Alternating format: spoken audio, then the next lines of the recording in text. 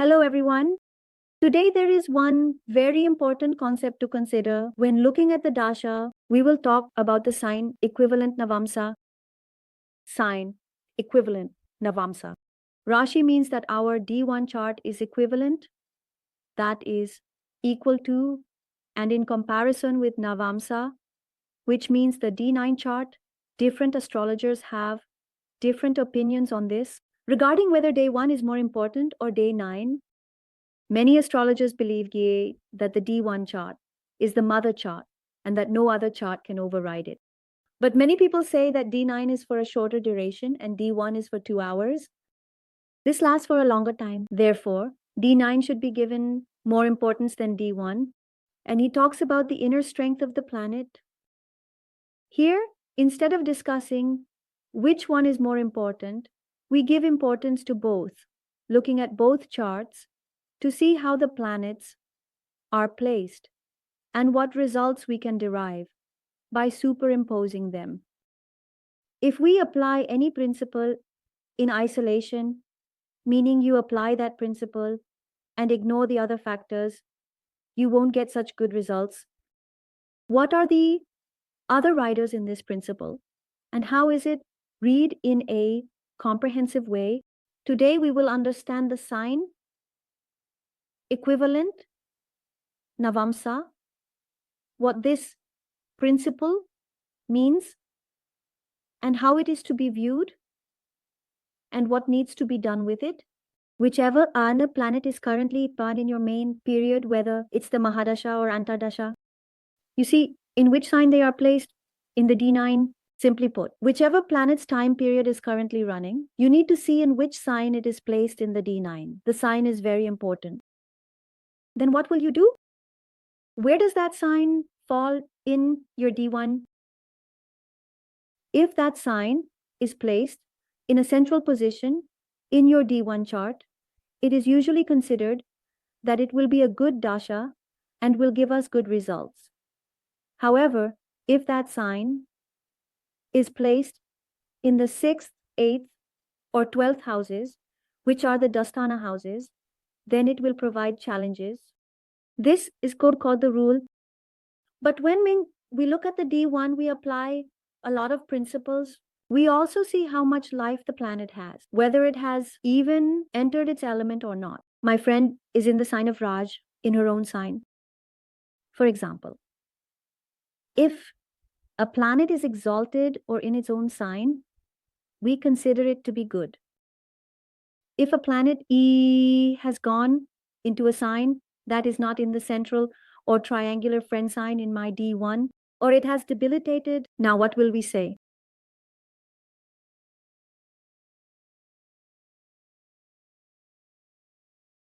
Whenever a planet is well placed, like if a planet is in Leo in the D1 and it goes into Libra in the D9, we say that it has also gone 3 places away from itself. How it has been placed away from itself. Entered the 8th house. Has it entered a bad house in the chart? Has it not gone into a bad house in the Dasha? So many rules apply. Using all these rules, let's see how to analyze the results of the Dasha. Then it also happens that when you superimpose a planet, you see that the sign of that planet in the D9 falls in the 6th house of your D1. But there, its association is with the functional benefic planets of the chart. So now, should we expect the bad things we are anticipating? We apply all these principles with the example chart. Look, here we talk about the moon main period. Specifically what we should think if the moon's Mahadasha is ongoing. I agreed. It's in Aries and Leo. In both, it's in fire, so it will be loud. So, on one hand, I noticed that it is sitting in a friend sign, which is a good thing. But on the other hand, it is in a cruel sign and has moved out of its element. In both horoscopes, it is in a fire element sign. So one thing will definitely be loud. So the fire with the mind is intact. Your mind is showing fire from the outside as well as from the inside. In this, you will also take the lordship, which we will relate to the 10th house. After posting the super up, I noticed that the Aries sign falls in the center of my horoscope. So it got a good house. And what else looks good?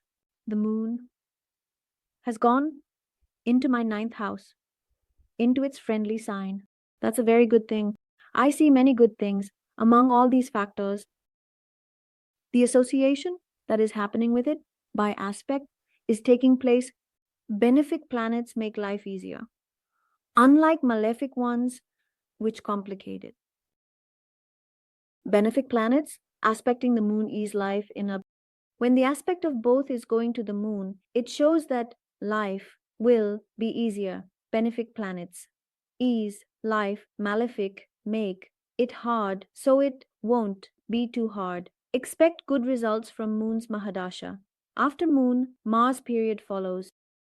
If you are in a good house and are under the influence of good planets, then I can expect good results overall from the moon's Mahadasha. Then, after the moon, the time period of Mars will come. Where is Mars sitting in the D1 chart? It's sitting in the first house in Aries, in the 5th house. Mars has gone into D9, chart Scorpio. Now, Scorpio is Mars's own sign.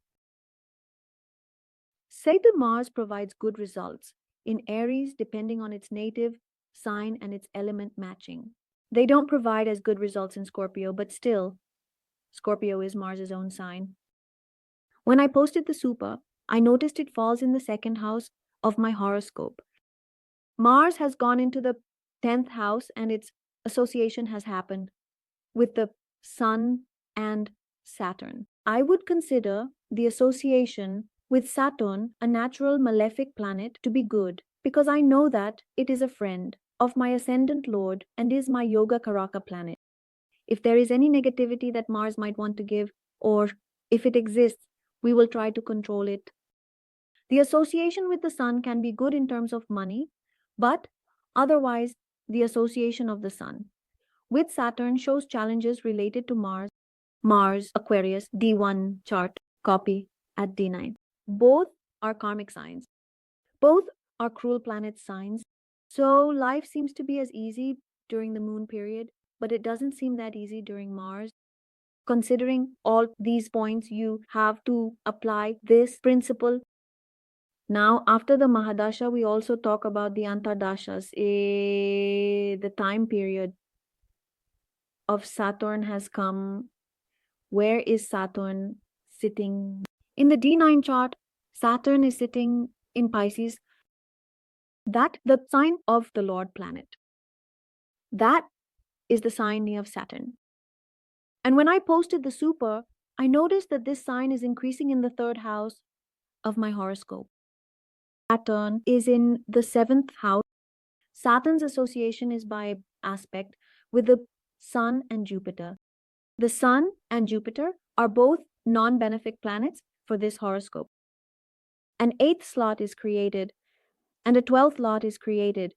So it seems like there could be some challenges during this time period. There's something that doesn't look very good because it hasn't found a good house and its association isn't very good either. And when the time of winners comes in Saturn, that native gets detected with a brain tumor. Saturn, Victors sit 1 to 212 apart in the D1 chart. If I look at Venus in the D9 chart, it is in Cancer. The Cancer sign matches with Venus in terms of element. That is the sign of a benefic planet. Venus is in a water sign. But when Venus superimposes, it meets Rahu. Venus is moving to the 12th from itself. So during this time period, they found out that they have a brain tumor. The Sun is strong in Leo, but falls in the 8th house. Why? When I saw that the Sun is sitting in Leo in my D1 chart, that's a good thing. it's becoming very strong, having entered its element and its sign. But when I superimposed it, I saw that it falls in the 8th house of the horoscope. Who is the sun? The sun is the most malefic planet for this ascendant, which shows both age and suffering. So it won't let you live and it won't let you read. The sun has gone beyond itself, beyond the Mahadasha, and is sitting in the 8th house of the horoscope. What's good happening? The good thing regarding the 8th and 12th houses, if you have good planetary associations here, it improves life. On this staff, if there you get association with good planet, that makes your life better, which is the connection that's happening. After superimposing the sun above, that's what's happening. From Venus, which is the first natural and functional benefit planet. So during the sun's period, their on therapies are ongoing. The treatment is in progress, but they haven't received complete comfort or relief yet. What can I expect from the moon period? The moon is sitting in Sagittarius in the D line. Sagittarius is a friendly sign for the moon. One, it is a gentle sign outside its element, yet it is a Kachchi sign and falls in the 12th house of the horoscope. The moon is in the 3rd house, not with bad planets, avoiding sun suffering. One benefit is that the good thing is that the moon's association there is not with any bad planets, where I see suffering and pain during the sun's time period. With the involvement of Venus, there are no negative supports near the moon, although there were hospitalization, expenses, and therapies will continue. But if we talk about relief during the moon's time period, along with the principles of the other dasha, if you apply the concept of D9 in a similar way, you will get good results. In this chart, look at this chart, where we have Rahu. First, let's talk about the Rahu time period, how my main period of Rahu will go. Rahu is in the 3rd house, and cruel planets do well in the 3rd house.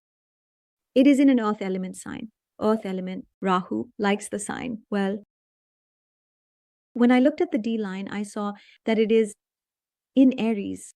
Aries, which studies in the 6th house in my D1. Rahu feels comfortable in fiery signs in the 6th house, and the 4th house is important. The dispositor of Rahu, their role. For the ascendant, we reach Venus's period with Rahu. Like, who are the dispositor of Rahu and what role are they playing for the ascendant? And so on, we come to the time period of Venus in relation to Rahu. When I look at Venus in the D line, it is in Taurus. If Venus is in Taurus, then it falls in the 7th house of the horoscope. Venus is strong. Venus is becoming very strong. Venus has received its own sign and associates with the moon, and Mars forming an exalted relationship. The most important thing is the association of Venus with the moon and Mars, which are the significator planets of the 2 horoscopes. One is the ascendant lord itself, and the other is the lord of the house of fortune. They are forming a relationship while being exalted. And the good thing is that Venus has moved to the 9th house on its own. Venus's Mahadasha has gone to the 5th house. So it looks good to me from every angle. And there's also this concept, right, when we superimpose the planet that only goes into the house, the sign, it occupies also highlights its significations. He discusses pain. Moon in wealth means hospital fees. So he is also discussing pain, discomfort, discussing the 12th house from himself. From every angle, it seemed negative to us. When the moon is going into the superposed wealth, we are also talking about expenses related to hospitalization. When we talk about Venus coming into the 7th house, it can indicate marriage. He is the lord of the 7th house in the D1 chart. And in the D9 chart, he is in the sign that falls in the 7th house. So Venus was in the period of their marriage, and Rahul, Venus, otherwise is also considered very supportive for marriage during this Mahadasha and Antardasha. Then comes the time period of Rahu, Sun, which is in the D9 chart in the Cancer sign. Cancer falls in the house of fortune in my horoscope. In the year, in the sign of the sun, in the sign of a friendly planet, but it is against him the element. Late fiery, the impact of the sun is not just about the association. With the moon and sun, Rahul is definitely experiencing some issues, which is not good, showing some kind of imbalance. And Jupiter is also becoming a factor. Jupiter is again a functional and natural benefic planet. The sun has friends, but there can also be a planet that is functional and naturally good, yet it may not be your friend. We would not have expected such a good result. Some planet is good too and is your friend too. Since the sun and Jupiter are friendly here, we can expect even better results. There was a bit of turbulence due to Rahul's Ketu access, but after their marriage, his ascendant grew, attention shifted towards childbirth, work increased, and everything was going well. Then we moved to the moon's sub-period, the moon in D1, D9. You see, it is sitting in Aries, which falls in the 6th house of my D1 chart. Moon in 12th house. He is in a friendly sign, but in a cruel sign as well, which is not in a good house of the horoscope, and he is going against his own element. He is sitting in the 4th house from the Mahadasha Lord, and the moon's association is not with any good or bad planet. No, it's not naturally malefic, but functionally malefic. During the moon's time period, it didn't feel very fancy. There was a bit of bitterness that crept into the marriage. The moon started to display things that were not very comfortable. And it should be, then comes the moon. Mars's period. Mars in Gemini, in D9, enemy sign for Jamna, Jamna in 8th house D1, with Saturn, unfavorable for ascendant, in 2nd house from itself, 6th from Mahadasha Lord. Mars period intensified mental issues, leading to divorce. Where does the Jamna sign fall in the horoscope? It falls in the D1 chart, in the 8th house, and its association is with Saturn, which is not a very good planet for this ascendant. It is also in the 8th house of the horoscope, and it is important to see that it is sitting in the 2nd house from itself and from the Mahadasha Lord. It is in the 6th house.